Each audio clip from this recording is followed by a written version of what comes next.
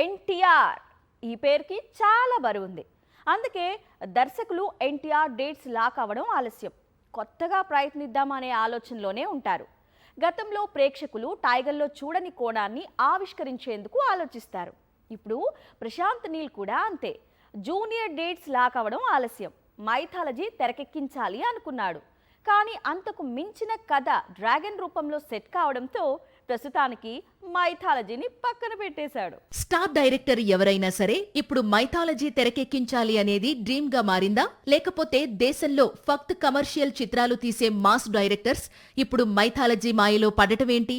మొన్న రాజమౌళి, ఇప్పుడు ప్రశాంత్ నీల్, ఫ్యూచర్ లో త్రివిక్రమ్, వీరు ముగ్గురు కూడా మైథాలజీని డ్రీమ్ ప్రాజెక్ట్స్ గా ఫిక్స్ చేసుకున్నారు.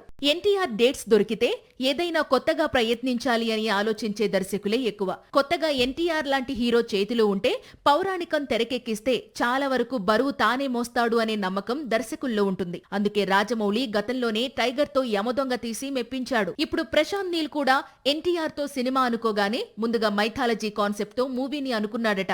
కానీ అంతకు మించిన విధంగా డ్రాగన్ కథ కుదరడంతో ప్రస్తుతానికి మైథాలజీని పక్కన పెట్టానని, భవిష్యత్తులో మాత్రం మైథాలజీని తప్పక తెరకెక్కిస్తానంటున్నాడు ప్రశాంత్ నీల్.